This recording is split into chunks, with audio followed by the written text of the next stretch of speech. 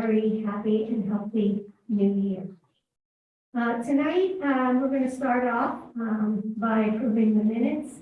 And I'm wondering if one of our members could make a motion to approve the minutes of November 2021.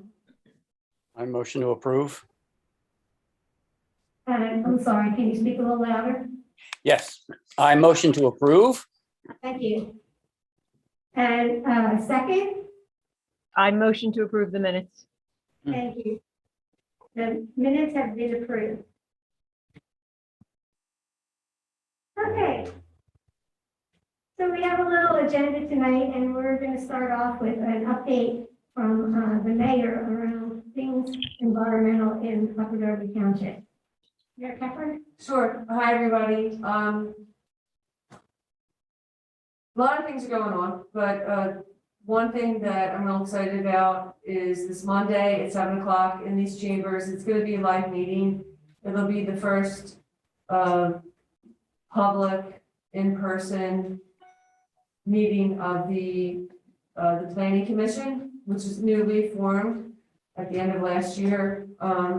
This group of people have been working together for the better part of the last year and a half to, as a planning commission or a planning committee, to create the commission, and council approved their appointments a month or two ago. And I think the big feature of their inaugural meeting is going to be an update on the community center, which I think ties into the environmental advisory committee in a lot of different ways. I encourage everybody from the public to come and give their input on the progress of the community center to date. That's one thing. Also, on Martin Luther King Day on the 17th, it's a Monday, we are doing a cleanup at Sellers Hall, which is at Walnut and Hamden Roads on the campus of what was formerly known as the St. Al's Parish. Sellers Hall is one of our very important historic buildings here in Upper Darby, and it's also part of the Underground Railroad. And it's weather dependent, of course. And it needs to clean up, but a lot of it is landscaping. It's a property that's just needs some attention, and it's important for the tour. It's on one of the, actually Walnut Street is a state highway too, so it's busy, very busy. And towards the end of the month, everybody in the township is going to get our newsletter, which includes the trash and recycling schedule and some updates on, we have a rebate for the trash fee that's going to be implemented this year.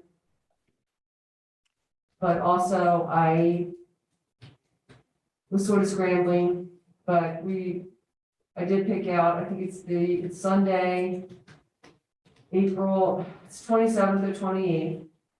And that's going to be our Arbor Day, the Township Arbor Day celebration, and as we always like to do, a volunteer program. But we're going to go on the part of the trail from the new trail that's being constructed now at Bloomfield and Rosemont. We're going to focus on that stretch and plant trees and shrubs and that kind of thing, because I think April's a good time to do that.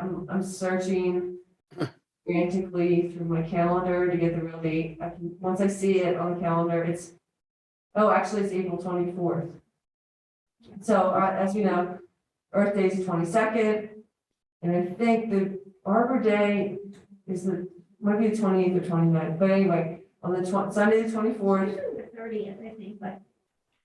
Yes, the 30th, it's next Saturday, but I'm going to be out. I'm planning on being out of town. So on the 24th, that's going to be the Township Arbor Day event. So other than that, I think you'd see the trail being built through Gillespie Park and on the other side of the creek. That seems to be going well. I saw the workers there with the steamroller today, so. That's good. We're set to get the bridges in this year as well. A lot of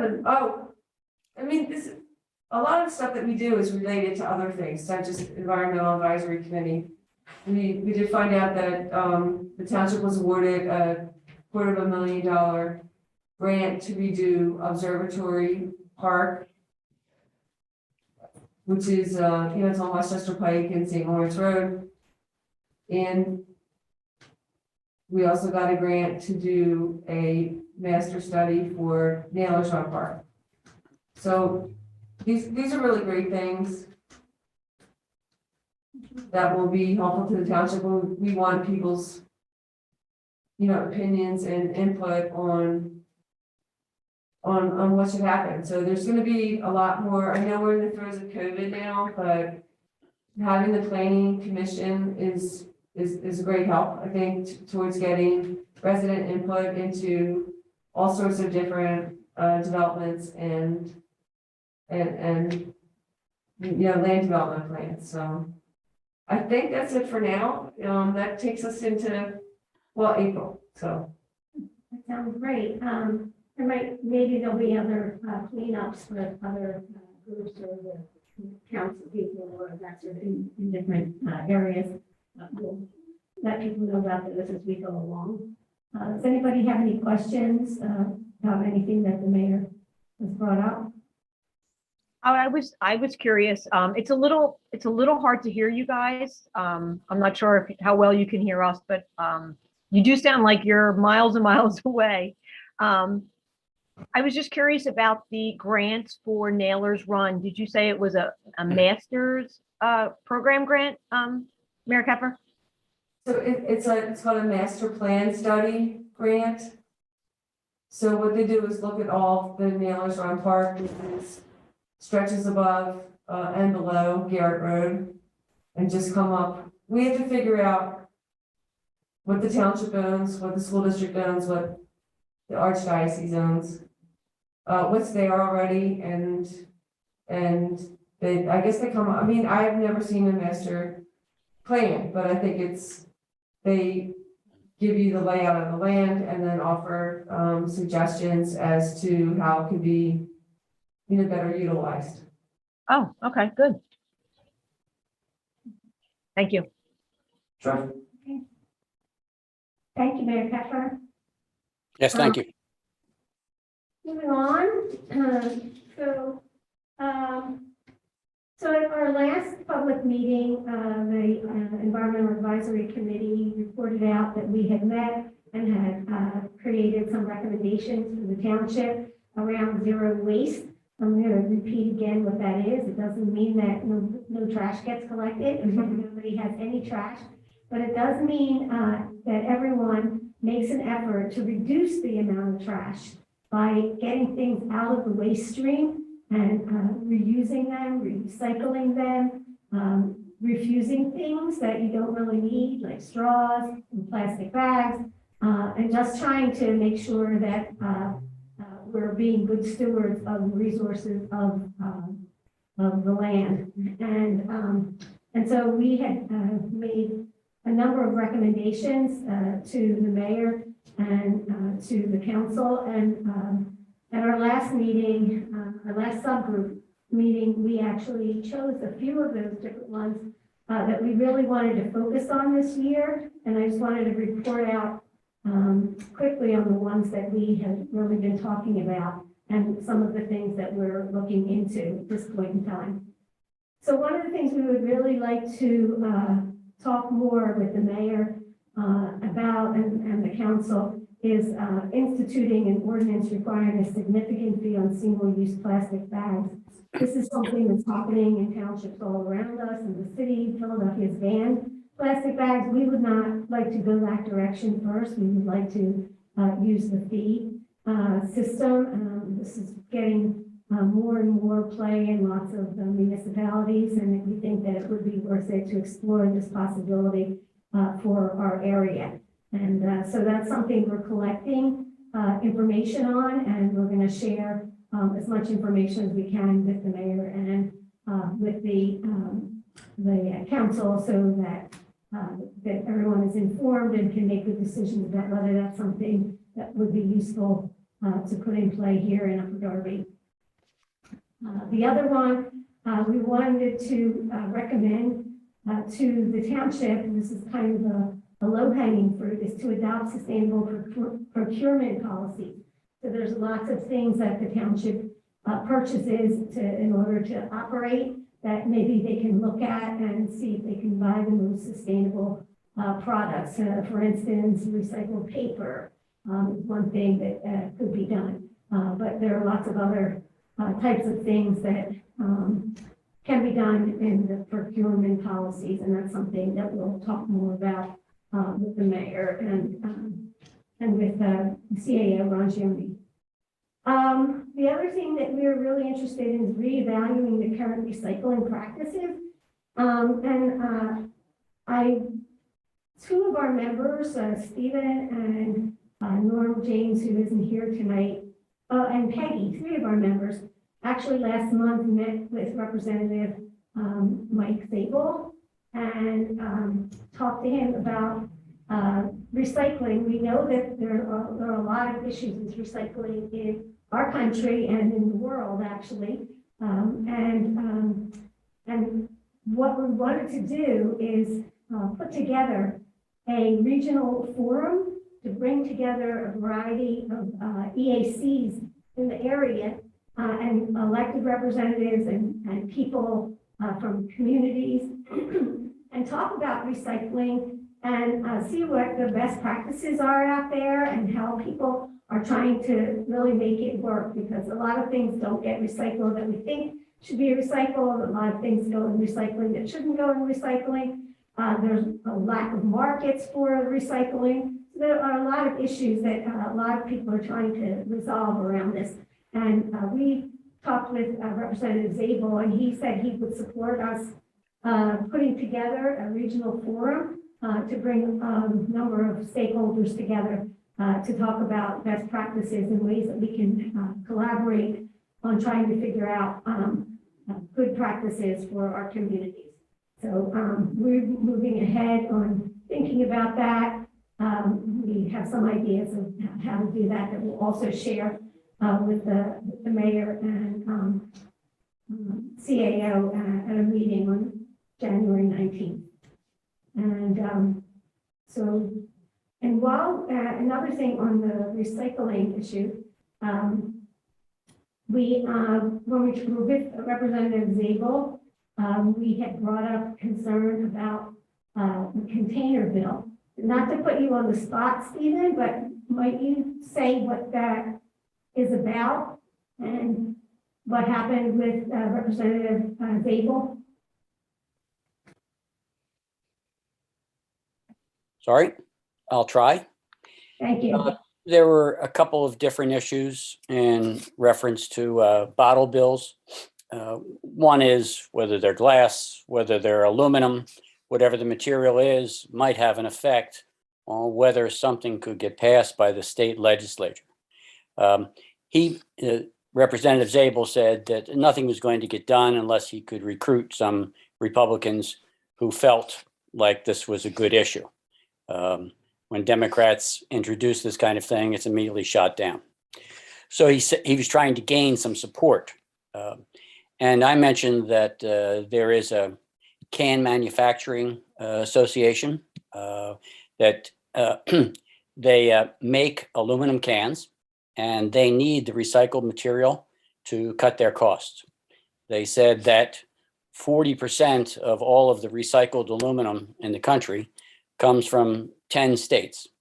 Those 10 states are the states that have bottle or can deposit bills. If you take that tack and present it to Republicans, you might have a chance of getting something passed. In regard to glass, there wasn't a way to do this easily. The western part of the state does have a manufacturer out there. So they were able to recycle glass in Pittsburgh, but since there was no manufacturer here in the East, didn't seem like there was a chance for getting a bottle bill related to glass. There were some other issues related to this, but he said he'd be happy to sign on to it, but until he could get support from Republicans, it wasn't going anywhere. Is that enough? Thank you. And he did sign on to, there is a container bill in Congress right now that they are trying to move forward. Yes, he did. And he did sign on to it as we met with him, so that was a positive outcome.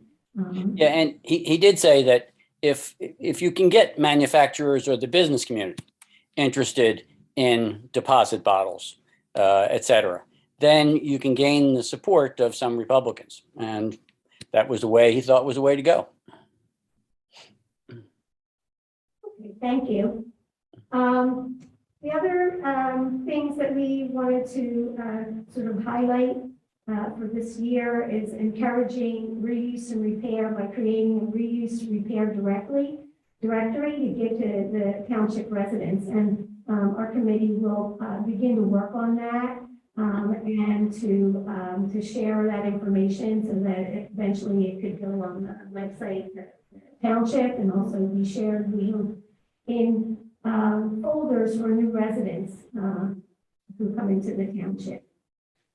So those are the main things that we really wanted to focus on. There are a lot more things in these recommendations. I'm particularly eager to think about composting for our township and how we can get composting program started. And I hope that at some point in time we can discuss more on that.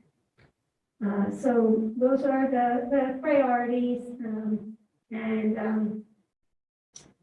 we're excited to think that we can organize this regional recycling forum, and we'll update people around that and also give people the opportunity if they wanted to attend. It will be virtual, and people can attend via Zoom once we have all the details. There's a proposal at this point in time, and I'm going to give Stephen the floor again to talk about the potential for a trail walk highlighting the Upper Darby Trail and park improvements and renovations. Looks like they're thinking about June. Stephen, you want to tell us a little bit about what your thoughts are? Sure. The Upper Darby Trails tries to organize a walk every year. Last year, we tried to emphasize a walk through Drexel Hill that emphasized a couple sites on the Underground Railroad, and we incorporated the Arlington Cemetery in the walk, and I think it went fairly well. I think we had 40, 45, 50 people who attended, and a lot of the people seemed to enjoy it. This year, we're going to try and do what the township and also the Upper Darby tree tenders and others have tried to focus on, which is Gillespie Park. And we're hoping to make a longer walk of this by starting where we started 2.5 years ago. At that time, we had a walk from the Drexel Brook properties, the north end of their parking lot, down along the Darby Creek, past the Holiday Inn, out to Bloomfield Avenue. And we think that we can highlight a bunch of things along the way. We were hoping that we could stop on Bloomfield Avenue and have an explanation of some of the historic homes that are there, some that were built in the Addingham Farm, mid-19th century. And we could have a docent there to talk to people as they went. We would then pass over Rosemont Avenue and then pass in the same area where the mayor is talking about doing some planting of some trees, which would be along that road, whose name I do not know, pass right under the Garrett Bishop Bridge. And we would hopefully then catch the first bridge, which would be the most northerly bridge that would lead into Gillespie Park. We could station a docent there, also talk about what's going on, what has been done, point out the work that the Upper Darby tree tenders have done there, and the other people who took a large part in writing for the grants, et cetera. And also all the work that the township has done. Without the help of the augers, putting those 300 to 400 shrubs and trees just would not have gotten done. We can stop for photographs there and explain that work, mention both the county council's help with this, the township employees and the contractors who did the work. Then after we walked across the bridge, we can move down the trail through Gillespie Park, highlighting the work that was done on either side of us, the clearing of the vines, the invasive vegetation, the riparian buffer that was built. Thank the goats too, the Upper Darby tree tenders, EDCSC and others, while arriving at the southern bridge, which if you cross that creek again, you'll be able to see the Swedish cabin. You can recognize the Friends of Swedish Cabin. We might even have some of them there to act as docents for the cabin. And some folks can detour to the cabin itself. But after crossing the bridge, you can travel down along Creek Road and stop by the Sharon Hill Trolley, where you could also have a docent, maybe even somebody from SEPTA, talking about the ways to make connections to get here. Ease of access even back to 69th Street Terminal. Continue on the trail down to Kent Park, point out the large dam, where there have been some difficulties with storms, and continue down to the dog park, and finally down to the loop where the trail currently ends. I know the county has a couple of different plans for what will happen to the trail, whether it continues there, or goes up over the Lindbergh Bridge, remains to be seen. A rough estimate of the trip would be about 2.5 miles one way. With stops, this might take about 90 minutes, but we have considered trying to go to the school district, possibly even get a bus or two to help people get back to the Drexel Brook. We tried to contact Drexel Brook, see if they would do like they did the last time, which was offer coffee and soft drinks to people who would arrive back to the Drexel Brook. And they've been very kind with some of the help there. We'd like to troubleshoot this some more. And since the mayor is here, I'll say, if the mayor would like to take the lead on this, we'd be happy to just support. But if you don't, we'd be happy to lead it too. In addition, bicycles can make the same trip. They could go out ahead of us. And again, with docents stationed along the way, somebody could easily explain the same stuff to those folks who biked ahead. Okay. Thank you. Thank you. Sounds like fun and interesting. So we're going to do our indoor exercises, so we'll be all ready to take that hike. Of course, it does depend on the trail getting finished, you know. No, they're working hard on it, so. Oh, yes, they are. I think that's something that we should work on together. You know, Okay. the event for June. I think that's great. Yeah, I'm sure there's lots of stuff that we've missed. So any help would be more than appreciated. Thank you, Stephen. Before we move on to public comment and a little introduction by Howard Sherman around Ready for 100 initiative, I just want to say that in addition to these recommendations to the township around zero waste, the subcommittee of the EAC also planning on doing around 3 educational forums around zero waste. One explaining what zero waste is, another one talking about ways to reuse and reduce things, and can't remember the third one, but 3 different educational forums, and we'll probably try to do them via Zoom at this point in time, but if things change and our COVID numbers go down, we hope that maybe we can make them outdoor events and highlight more of Upper Darby Township wonderful resources as we learn about zero waste. So that's coming up, and our committee is working on the forums. Okay, Howard Sherman, would you like to introduce yourself and tell us about what you're doing? Oh, thank you. Hi, everybody. Thank you very much for inviting me. And Mayor Keffert and Bonnie Hallam, it's very good to see you two again. Actually, I have a history with Upper Darby. I lived in Upper Darby in Stonehurst for 32 years and before moving out to Lansdowne. And in fact, I was on the Upper Darby EAC for 3 months before I discovered that Lansdowne was not a subdivision of Upper Darby. So that was quite a revelation. So let me talk a little bit about what we're doing at Ready for 100. First, I'd like to give you a brief background on Ready for 100. The Ready for 100 Clean Energy Project was started by the National Sierra Club with the aim of supporting every community in the United States to transition to 100% clean energy by 2050, if not sooner. The primary goal is to support each community government in adopting a resolution to make that change. Our most recent count is that over 180 communities, 14 counties, 9 states, Washington, D.C., and Puerto Rico have already passed resolutions adopting the Ready for 100 clean energy goal and program.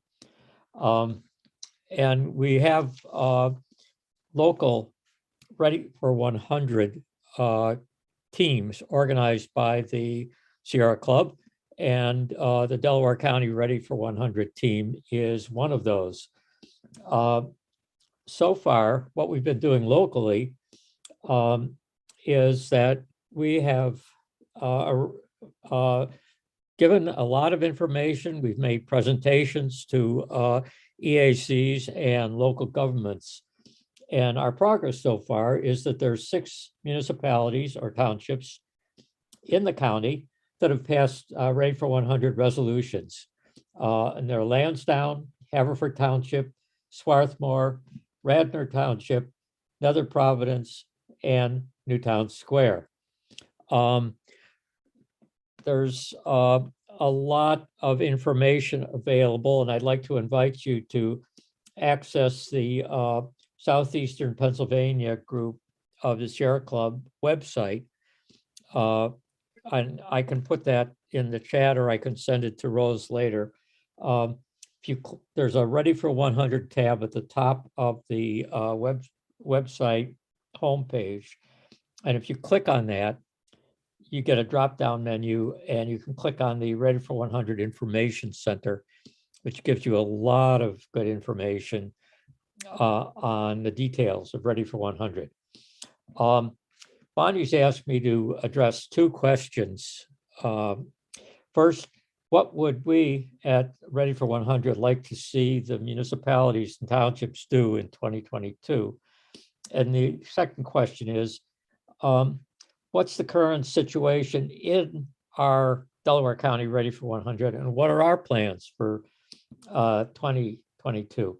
So let me take that first question. What we'd like to see the municipalities and townships do in 2022, it depends on the state of their transition to clean energy. If a Ready for 100 resolution is already passed, we'd like to work with them and support them to develop a climate action plan to make that transition a reality. If the resolution has not yet passed, and when I say passed, I'm talking about the community government, whether it's commissioners or council. If the resolution is not yet passed, we want to support moving it forward so that the EAC can make it a formal recommendation to the government, and then work with them to approve it, hopefully. Suppose the resolution is not yet considered. What we want to do is introduce and bring it up for EAC discussion. Now, if there's no EAC, we want to be able to identify environmental-minded government officials and leading residents and get them to move and request more action from the municipal government. So that's what we'd like to see them doing, each municipality and township doing in 2022. Now, let me talk about the current situation that we're dealing with in our Ready for 100 group, our Delaware County Ready for 100 group. We have a problem, major problem, in that there are 49 municipalities and townships in the county, and only 16 of those have EACs. And except for the 6 communities that have had EACs and had already passed the Ready for 100 resolutions, there was no information on what the other EACs were doing or not doing, and also on what 33 municipalities without EACs were doing or not doing in addressing the climate crisis. For the most part, each EAC and each community has been working in isolation, basically stuck in its own silo. And so what we've done, what we've just started recently to try to address that is we started what we call our Clean Climate Community Outreach Project. 6 of us on the Ready for 100 team chose 1 or more communities each with the goal of contacting the EIC and or the municipal officials in that community to find out what they were doing in dealing with the environmental crisis. And we have a number of things we want to ask about. Do they have an EAC? What's the status of the EAC? Is it active? Is it not active? We know of at least 1 community where we have an EAC that has not met for 3 years, for example. And we don't know very much about many of the other EACs. So we'd like to find out, and we'd like to find out if a community does not have an EAC, what is the interest in moving toward a clean energy transition? We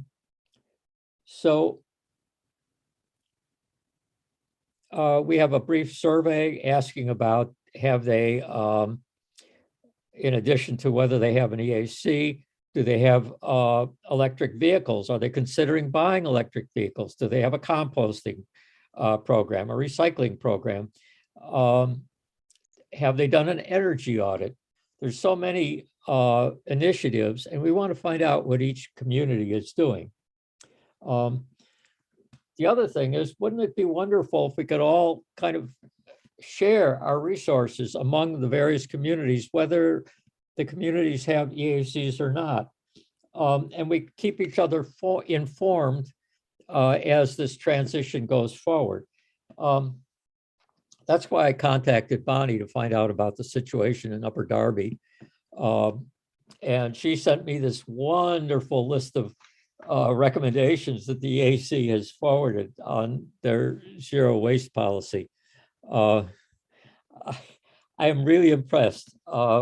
It looks very thorough and very well researched. And basically, I'd like to ask somebody, either from the municipality or from the EAC, if they would like to attend our next Delaware County Ready for 100 meeting, which is on January 7th at 7:30. That's the evening of Martin Luther King Day. And give us a 10-minute presentation on what Upper Darby's doing and all the changes that you've made. I know that there's been an energy audit. You've purchased electric vehicles, and we would really like to hear about each of those measures. So if someone can attend, this would be a Zoom meeting. We would greatly appreciate it. And finally, there's a precedent for what we're trying to do. In the years leading up to the American Revolution, the various colonies established committees of correspondence to send letters to each other to keep abreast of what the British were doing in each colony and what the colonists were doing to stand up to them. And that movement took off, and each locality in each of the counties began setting up their own committee of correspondence. So there was an exchange of information that kept everybody informed, and a lot of sharing of ideas leading into the actual revolution. And so that's what we want to see happen in Delaware County. We want to see the various municipalities, whether they have EACs or not, be aware of each other and sharing information, sharing ideas, supporting each other. So that's where we are now. Our project just started, so we don't have results yet, but we want to push ahead. So that's all I have to say. Thanks very much. Thank you, Howard. Thank you. Can you repeat the date again for your meeting? I'm February. sorry, What's the date of the meeting? February it's January 17th. of We January? meet the third Monday. February 7th. Yeah, I thought so too. I thought you said February 7th, Howard. No, it's January. Our meeting is January 17th. And we had talked, I'm also active with the Lansdowne EAC. I'm a volunteer there. And we had Okay. talked about, Bonnie and I had talked about possibly having somebody from the Lansdowne EAC give a brief presentation to Upper Darby about what the Lansdowne EAC is doing. So we can get a nice exchange of ideas going. We thought that we could do that at one of our subcommittee groups so that we can just give them the time that they need to do that, since this is a short meeting and gets filled quickly. But so the meeting where you wanted one of us to attend and talk about what Upper Darby is doing as far as getting ready for 100 is on January 17th at 7:30. Is that what you said? Yes, Okay, and you can send me information about that, and I'll see if there's anybody from our group who can or wants to attend. oh, that would be great. That would be great. Okay. Do you want me to send the information to Rose? You could do that as That would well. be fine. There's an environmental, like public health and environmental committee of council, and there's 4 people on there, so I don't want to vouch for them right now, but I think that they, somebody would be interested in, especially because it's Zoom, being in the COVID times. So yes, if you could send that information to Rose Rice, that would be fantastic. Thank Okay. you. Thanks so much. It might be worthwhile to have somebody from the township and somebody from the EAC, because there's information that the township has that we don't have, and there might be stuff that the EAC has that the township doesn't have. Any way you want to do it would be fine. I think we could devote 10 or 15 minutes to your presentation. Thank you. We'll be back in touch with you, okay? Appreciate that. Thank you very much. Anything else? I do have a couple things to add. I was thinking about things that we've done like pretty recently. I think some of you were at the ribbon cutting and the Christmas tree lighting at the municipal lot across the street. So a little bit of controversy there perhaps, but we do have solar powered kiosks. We have 6 charging stations for electric vehicles. In the next couple months, this roof and the roof at the Watkins Senior Center will have solar panels. And also the community center, which we're going to start seeing some real progress on that. The community center will be at 7,000 Walnut Avenue, which is across from the hideous Sears parking lot. Dimble's. It's very likely that that community center will be the first LEED certified building ever built in the township. That's one of our goals. That's That's part of the whole plan, so these are good things. And then just in general, and I should have mentioned this in the beginning, but towards zero waste.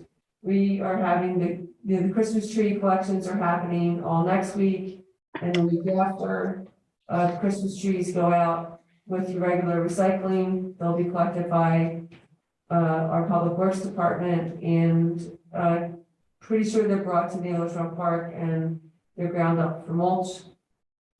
That's the way that we've been doing that for years.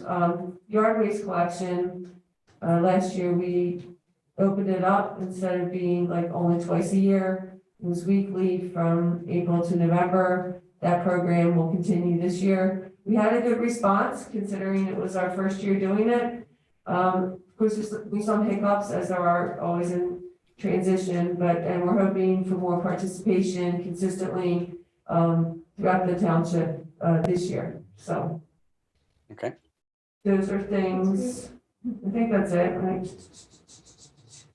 And it's been our plan, for the last 2 years. But as we are replacing vehicles for code maintenance and parking enforcement, that these new vehicles will be electric vehicles. So that's why we need charging stations where we have them. And pretty much every time we're doing a new municipal lot over, there's going to be these kind of features. So, and Howard, I know it's been a long time since I've seen you, and you moved away from us, but thank you for popping in on this meeting. And I just want to say in general, like I really appreciate all the time that everybody here and some people that couldn't make the meeting tonight. I think the Environmental Advisory Committee is really important. I love that that you're all volunteers. I try and volunteer as much as I can with you because you do a lot of good projects and you have a lot of good ideas. And I thank you for all the time that you've already dedicated to our community and the time that you're going to dedicate next year. But I hope you know what I'm saying, that it's really great to get different people involved in, not just, this committee. There's different commissions and boards and all that, and they're really important because you add a lot to the community. You've already helped make things a lot better, very visibly, at Gillespie Park. I think people drive by there all the time, and we get a lot of good feedback about, people can see the potential, right? The trail's not done. The trees haven't grown that you planted, but people they see it and they feel it, and it's really great and very important. So, thank you. Yeah. I agree. And we thank you because of all the things that our different community groups and the EAC have been trying to do. You've been supportive of all those efforts, and the folks who work for the township and do these various crews and stuff have also been very supportive. So we really thank you for supporting what we are trying to do. Sure. Okay. Is there anything else before we adjourn? Well, if we have 2 minutes, I'd just like to say that when the solar panels are installed, the fact that you'll have an area where it can be demonstrated how much is being absorbed, how much is being converted, is a great idea. I heard that it's going to be in the township building, first floor lobby area. Is that correct? Yeah, I think in the beginning, it'll probably be right off the Chestnut Street, you have to go up the steps and then there. Yeah. But another thing that we're doing is converting the former library on the Garrett Road level. Oh, okay. That's gonna be what's called the One Center. It's very easily ADA compliant, and that'll be where like people can just come in to get their permit forms, ask questions, instead of going up the steps, like. Okay. So Yeah. I imagine that the meter that you're talking about, like, it'll probably be on the first level in the beginning. We'll move it down to the One Center. Right. When it's ready. Well, that's great. I have solar PV system on my roof. And I used to love checking it once or twice a day just to see what I was getting. To me, it's a way to show where your tax dollars is going or are going. And the idea that the community center might be LEED certification. I know there are 3 different levels. I think it's silver, gold, and platinum. But that's another thing that I think could be shown off. Any way you can show that you're getting something for your dollar, to me, is a good idea. And one last thing was I think that Representative Zabel did mention that in regard to recycling, one of the things he heard from his constituents, not from me, but from his constituents, he said that some people like the idea that if you reduce the number of particular items in recycling, you might actually save some money by doing that. I know the idea we like to recycle as much as we can, but some people are looking at the penny-wise idea. If you only recycled 6 things, maybe it would be cheaper in the long run. Something to consider. I'm not saying it's the way to go, but it's an idea. Well, as you said, that's one of the things that this regional recycling forum would do, would bring out ideas and see what people have tried, what the best practices are, stimulate some ideas around what communities might be able to collaborate on, just really do a lot of brainstorming and talking about what's going on and how we can all benefit from doing better practices. So that would be great to bring up at one of those sessions, Stephen, and talk that through with other groups that might be considering that as well. Thank you. Okay, nothing else, then I'm going to say, can I get a motion to adjourn the meeting?